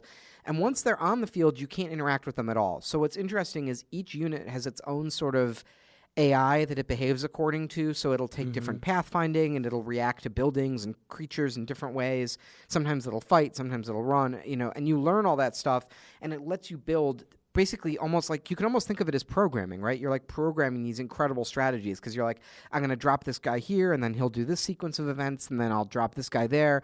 And there's also a chess element or a boxing element where you're like, if I do this, I know my opponent is going to respond like that, and I can anticipate that and get out in front of it with this. And the mind game is really intense. So you play for 3 minutes against another person or until you destroy all their towers. I don't know. I find this. I think this is probably the most. That seems like a good explanation of it. And so the fun comes from learning which combinations and kinds of behavior. So you anticipate certain kinds of behaviors, and you learn which combinations are effective against different kinds of things. Yeah. So as with any sort of deck builder game, there's 2 games. There's the game and the meta game. The game is the little tactical decisions you make in any given match against a player, and then there's the meta game, which is you try to understand, in the ecosystem of this game, all the millions of people playing it, what is the right deck for me to build to beat most players? How do I have the right count? You have to know, what are most people going to throw at me? How do I counter it, and how do I win? So there's the meta game of building your deck, and then there's the micro game of the game of playing your guys on the field. And where a lot of these games fall apart for me, so Hearthstone, Magic, is like, I really enjoy the metagame. I think that's so smart and compelling, but I find them deeply boring to play. Like, I burnt out so hard on Hearthstone. I think it's so fucking boring to play Magic the Gathering or Hearthstone. I just do not find the gameplay to be compelling. I don't think you have decisions that are that interesting. Clash Royale, the exact opposite. That game is so fucking fun and juicy to play. It just feels great. I love playing it. If you're listening to this and you are very confused, one of my favorite things about this game is, actually what got me into it is I'm a big fan of tower defense games, which are typically like you have a thing that you somehow have to defend with whatever, if it's like weapons or little soldiers. There was a game called Field Runners that was like one of the first iOS games that was just so good, and they usually have like really simple mechanics. And so if you're into that, this is a game for you. But also there are different arenas in Clash Royale, which kind of correlate with your, would you call it like your skill level max? So like you can jump in and play people who don't really know the metagame yet. And as you like progress and get to these higher arenas or levels, more cards are accessible. So really, like, you start off with like 10 cards and everybody has the same cards. So you're like, the learning curve is the same for everybody. So if you started playing today, it's not like Overwatch or StarCraft or whatever, where you need to like get into Reddit and figure stuff out. Guys, I think I don't want to cut off at all, but I think we should probably send out our secret signal to the to our Patreon backers, and we can start the calls coming in. We can keep talking, but okay. So are we doing Tippy Toe Lemon Tree? No, Kilojoules. Cool. Oh, Kilojoules. Which I need to learn how to spell. Kilojoules! ! So guys, let's wait. No, don't hit it till you hit it. Have you hit it? Oh, I sent. Fuck me gently. God damn it. This is not how this works, Max. Okay, so guys, I think we should we're gonna open up the phone lines now. We're gonna send out our super secret signal. So here's the deal with this. Due by Friday, if you're enjoying the show, we actually put out a whole second episode every week. It's available only to our Patreon backers. You can give us your fucking money and get the second episode. You go to giveusyourfuckingmoney.com. You sign up for $5 a month, and you get a second episode every week. We also are adding a couple of other fun surprises and benefits for people all the time. Lately, we have been experimenting in the after show with having people call in and tell us about their experiences doing the challenge. And this week, we asked people to play Clash Royale with us and give us a call in and tell us about their experience with the game. So you may see on Twitter that while we're recording, we tweet out our special code word, and that's out. And maybe we'll take a couple calls from listeners as we go. All right. Anything else we want before we get the listeners on? Did anyone else have any thoughts on Clash Royale? Well, you and Alex can play, and I can spectate. Oh, interesting. I have a really embarrassing deck, but maybe I don't even know what I have. All I know is I keep dragging people until I'm dead. That's been a good strategy so far. All right, I'm opening. Yeah. I've never. Let me tell you something. I don't understand how Pokemon works. I don't understand how Magic the Gathering works. I played D&D up till about 1983, and I have not played a game since then. I played Atari. I have a Wii. Just so you know, when you guys say things like, "Oh, it's like this, is like that," I don't even understand how Pokemon works. I assumed it's like marbles, but with electric boys, and then you steal other people's cards, right? I mean, as with anything, delicious gravy. As with anything, like a new band or an art or whatever, there's like a learning curve, and you have to get. Yeah. And it's not fun until you get over the learning curve. I'm not complaining. I'm just saying, like, I'm not trying to be all Marco on this. Like, is that something I have to have a PC to understand? Like, this is actually completely baffling to me. I click on these icons. I don't know what they are. All right, so are you in the app right now? You and Alex set up a game. I'm gonna bring a caller on. Hello. Hi, who's calling? Hello. Hi, hello. My name is Nick. I'm from Portland. I'm currently in Philadelphia. Hi, Nick from Portland. Currently in Philadelphia. Wait a minute. Are you in Philadelphia for PAX Unplugged, where I will be when this episode comes out? Yeah. Oh, I'll see you there. Yeah, I'll see you on Saturday night. Oh yeah. Probably. Wait. What's Saturday night? What's the cool thing I'm missing? Yeah, I actually don't know either. All right, never mind. Is it a Saturday night? Well, Max is in two panels. Uh-oh, they're not at the same time, are they? No, they're right after each other, but you know. And what are they? I obviously know what they are, but could you say for our listeners? Mm-hmm. Well, yeah. So the first one is 404ing it, breaking down the internet, and the second one is Celebrity Secret Hitler. Oh, very fun. Those are going to be good. The Celebrity Secret Hitler is going to be very good this year. Let me ask you this. Have you been to Philly before? I have not. Okay, here's what you're going to do today. Do you have time today? Are you getting into the city and all that today? Oh, yeah. Here's what you're going to do. You're going to go to Reading Terminal Market. You're going to go to... do you have a pen? Yep. Okay, you're going to go to Reading Terminal Market. You're going to find Denix, and I think it's spelled like I think it's spelled D-E, Dinix. Is that Dinix or original Dinix? It's no, it's D-I-N-I-C. D-I-N-I-C? Yeah. And you're going to get the original pork sandwich with broccoli rabe. Original pork sandwich with broccoli? This is it may be the best sandwich I've ever had in my life. All right. I look forward to it. It's an unbelievable sandwich. It's a perfect food. All right. Sweet. Yeah. I'm looking forward to it. All right. Now, did you do the challenge this week? Did you play Clash Royale? I did. Have you played it? Had you played it before? I had not. I was familiar with like Clash of Clans and all that in college, and like absolutely loathed the format of most mobile games. And this one I actually really enjoyed, surprisingly. And probably my biggest frustration was how pay to win it is, but at the same time, the time gates were not terrible. And the pay-to-win aspect was cheap, and I totally caved and spent like $7 so far. But wow. I'm like top 3 in the fan clan right now, and been enjoying it. Whoa, there's a fan clan? Yes. Shout out to the Powder Nation on Clash of Clans. Or, no, what is it? Clash Royale. Very cool. Now, I'm curious about this. So you mentioned the time gate. So this is like a really sleazy thing that free-to-play games do, where they're basically like, you can't, there's a timer ticking down, and you can't plant more soybeans until the timer is done. And it basically prohibits you from playing until you either buy coins to speed it up or wait. And so Clash Royale does have a time gate in that every time you play, if you win, you get a chest. And the chests take hours to unlock, and you can either pay to speed them up or you can just wait for them to unlock. However, what I like about it is... And if you don't unlock them, you will get notifications on your phone while you're trying to put your daughter to bed, reminding you that there's a chest somewhere that you have not dealt with on your phone. You don't turn the notifications off? Well, I want the full experience of the game. If I'm going to be screwed, I really want to know when it's happening. I mean, so if you leave those notifications on, Merlin, someone's getting fucked, and it's not going to be the app. This is going to be, before we're done with the members episode, this is going to be off my everything. It'll be off in no time, believe me. Completely eradicated. I'm gonna burn this entire thing with fire once we're done. It's a fun game. Oh, good. It's got a pay to play aspect to it. I do like that the time gate in Clash Royale, it doesn't stop you from playing. Like you don't earn a new chest if you win, but you can just keep playing, which is great because sometimes I take a shit for 2 hours and play 300 games. Exactly. That's 40. Is that 40 games? Is my math right on that, Alex? So that he plays 40 games while he poops for 2 hours. Seems about right. I mean, if you account for stopping and you got wiped till you bleed, 36 games. How's it going? How's Philadelphia? Are you glad you called in?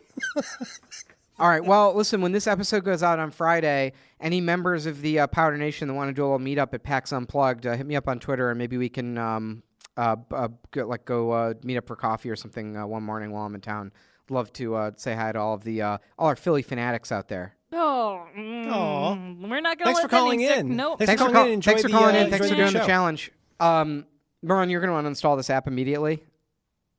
Me? Oh, yeah. No. I'm going to what I do in the morning is I turn on all of my devices. I update everything. I check for updates. It's something I do every morning. As soon as I get home, I'm going to go home. I'll probably eat some ham, and then I'll delete everything.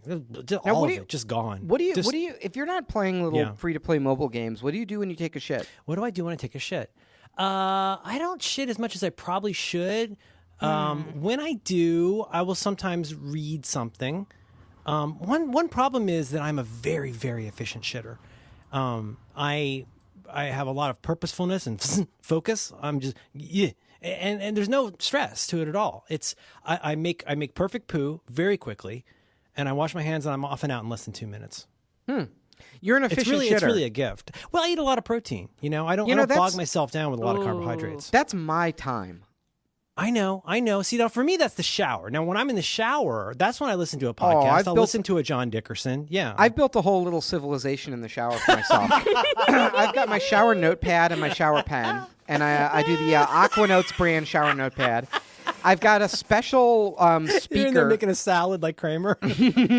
I've got a special speaker, a special Bluetooth speaker in the shower that has a little button I can press to activate Siri. So if I think of something I need to interact with my phone or whatever, I can like press the little button and be like, Siri, remind me to eat it to Nick's when I'm in Philly. Right. When I was, I got a story that's better than a Tesla. Okay.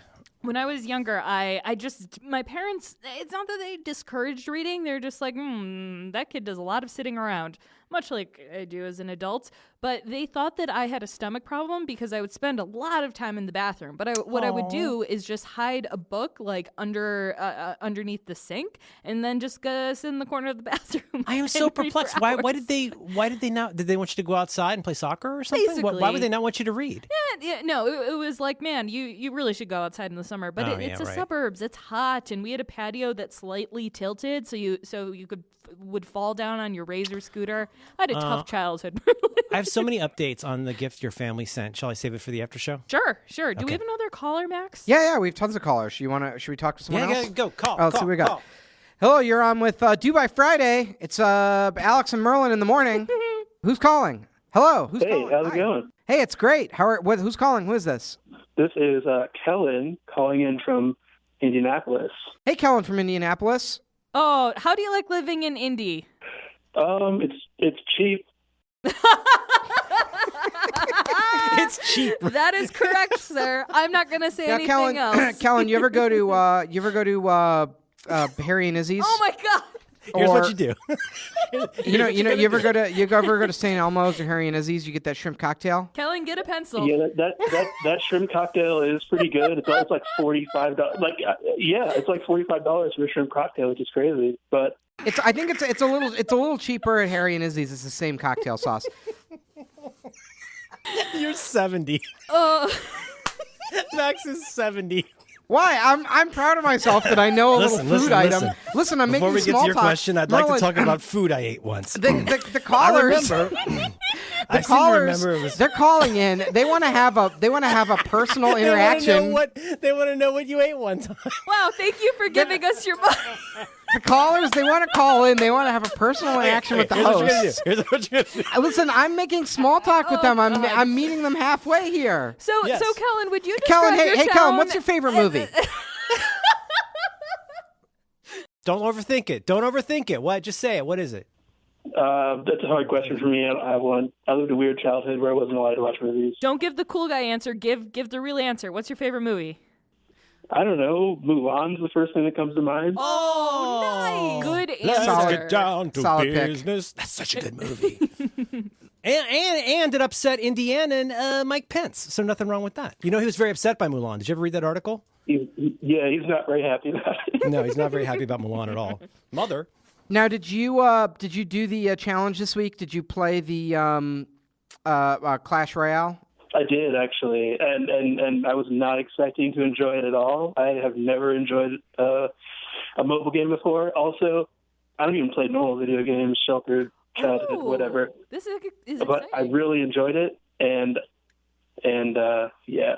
That's great. I feel so vindicated when people like something that I like on the podcast. It's like You're like a real boy. yeah, I feel like I won something. Now, Kellen, you ever go to Shapiro's Deli? Oh my God. Yeah, they have good corned beef. Hell yeah. That's one of the great Jewish delis in the country.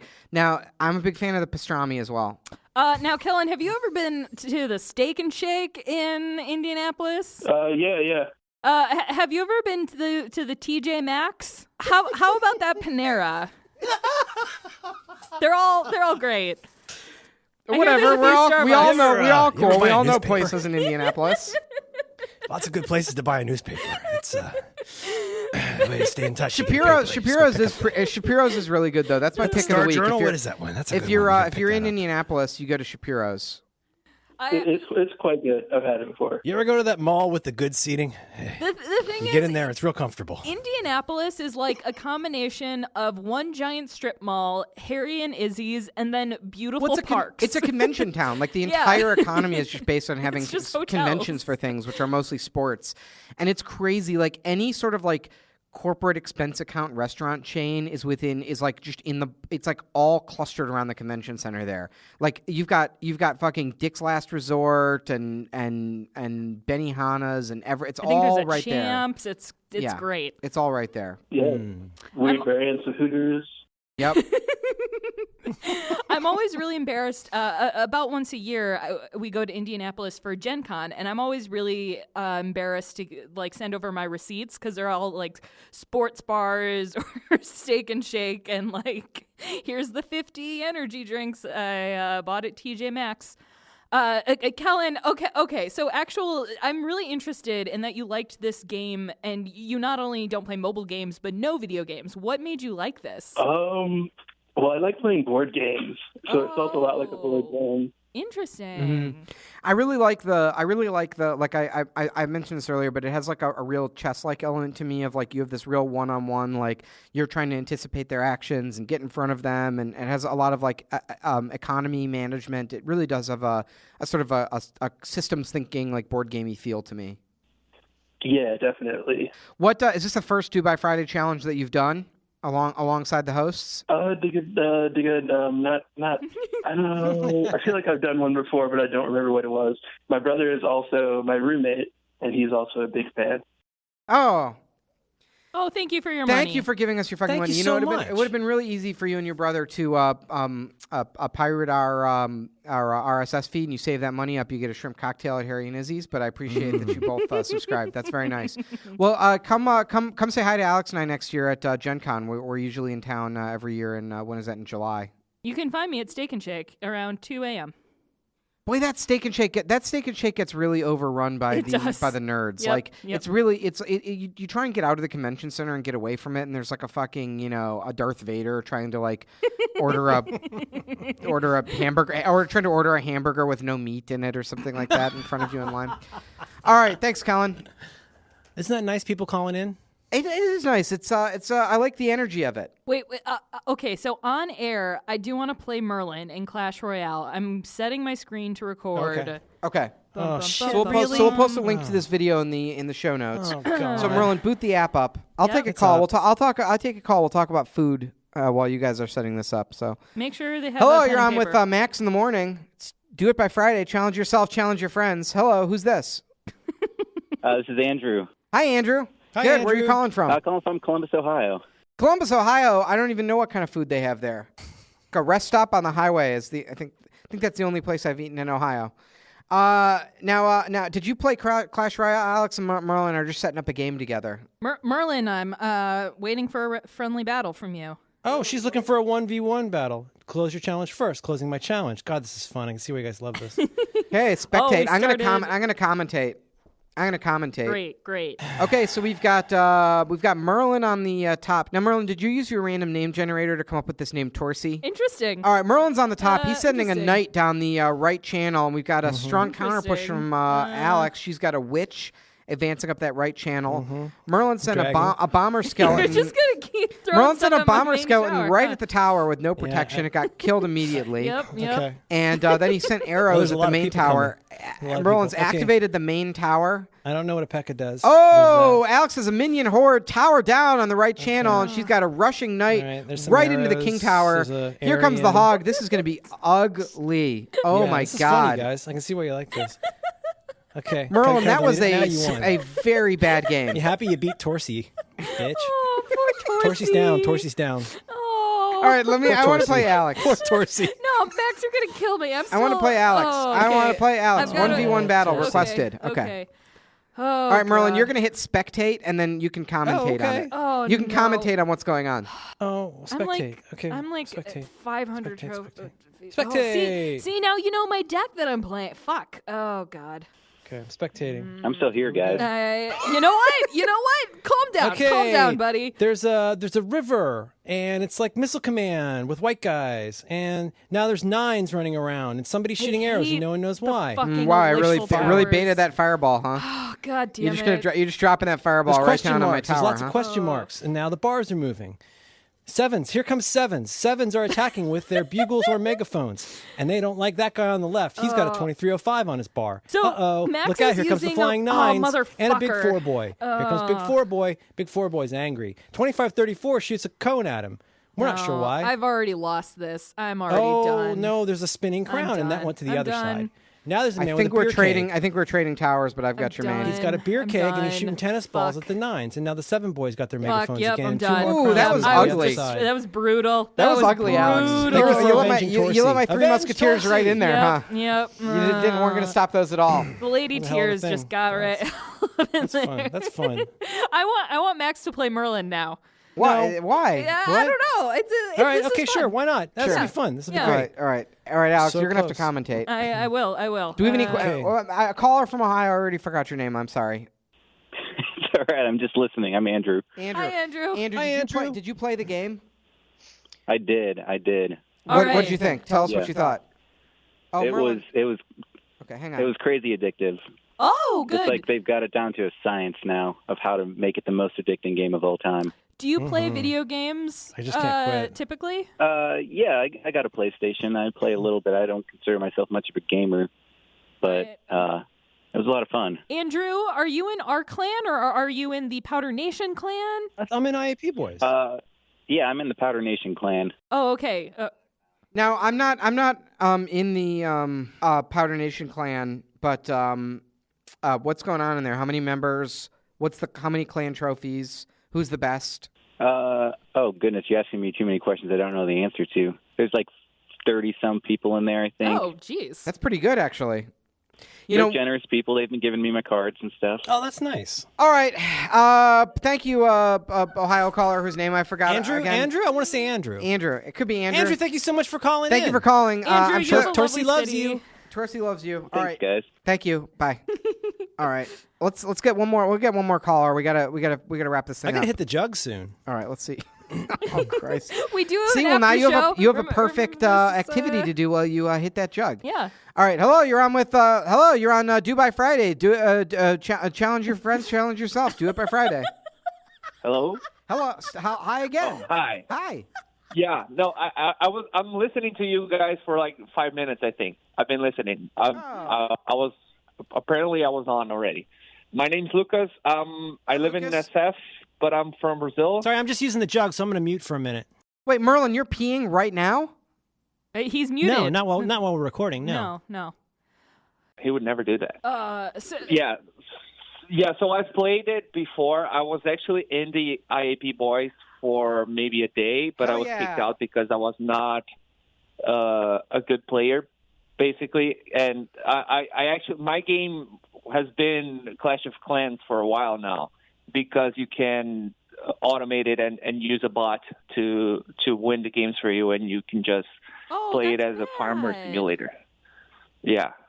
That's basically what I've been doing for maybe 2-3 years now. That seems boring. Why don't you get on like Stardew Valley? No, but I play other games, and this is just like on the background, brawling and giving me money so that I can build whatever I want. It's dumb. It's just so that I don't need to play it because it's annoying to play.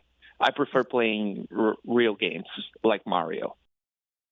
So really, you just came on to trash our favorite video game. Thank you. No, but this is Clash of Clans, not Clash Royale. Clash Royale is the whole other thing. Yeah, I'm not good at it.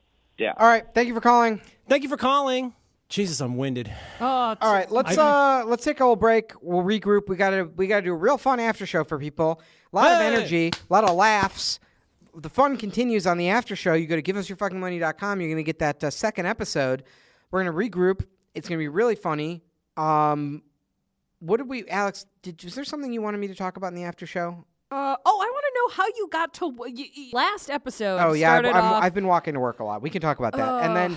Yeah, and so I'll explain why I'm walking to work, and then and then we pick our challenge. We got to pick our challenge. I've thought about this like every day Okay. since last week. All right, goodbye. Also, presents. I'll report back on the presents that Alex and her family sent to my daughter very sweetly. All right. All right, do we actually want to take a pee break? Oh, I just peed. I got to empty the jug. I got a full jug now. This is so upsetting. Do you really pee into a jug while you're recording podcasts? No, I'm a grown man, Max. So why would I do that? Oh my god! You're doing a bit, but do you actually? It's very upsetting that if you do that. No, I would never do that, Max. Don't worry. Does your daughter? I can't tell. I can't tell if this is a bit or not. No. I'm just kidding. Oh my god! I've been in Do you that want to hear a office. slosh? Do you want to hear a slosh around? My Yes. God! Give it a little slosh. No! All right, I'm gonna go it pee usually like an makes more adult. noise, except it's full. Oh It's my full and you God. need to empty it. Oh my God. a Clorox that's our bleach ending. bottle. That's our ending. Yeah.